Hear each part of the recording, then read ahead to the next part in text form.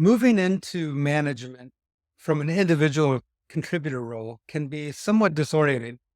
You come from a position where progress is fairly well defined, you have peers, you have mentors, and you move into management where it is usually under supported.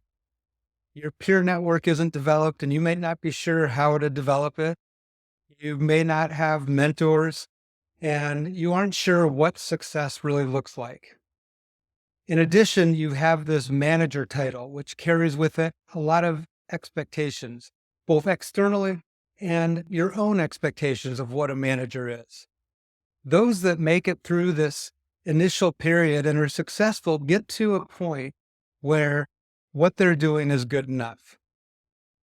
And as a manager, it's understandable that that's kind of a natural time to take a breath. You've worked hard, you've kind of slogged your way through, and things seem to be going okay. But in my opinion, good enough is one of the most dangerous places to be. Everybody else around that manager is happy that things are being taken care of and that things are good enough. So they assume the manager is happy. And the manager is for a little bit, but they don't really know what success looks like. They don't know what they can accomplish. And they start just settling into the status quo. They languish. Eventually, that hurts their feelings about the job, their performance, and even impacts other employees.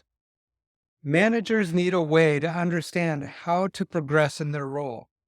They need to be supported when they move into management as they're learning and practicing and probably making mistakes. But then they also need to understand, what does it mean to be good at your job? What does it mean to be great at your job? And beyond that, how do you make an impact? How do you do something special in the organization? In this article that I wrote for Alaska Business, it introduces a framework that is part of my management mastery module. And this is just an introduction, but it outlines a way that a manager can create a development plan that then they can use to talk to their boss about, outline actions and steps they want to take. And once they do that, they can then use those same tools and do that for their employees.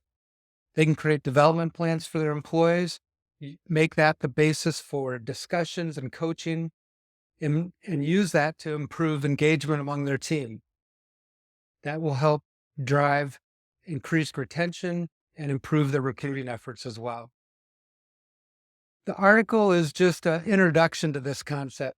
I hope to be doing more videos and content about the topic, but if you'd like to talk about it, I would love to have a discussion. So hit me up. Enjoy the article. Thank you.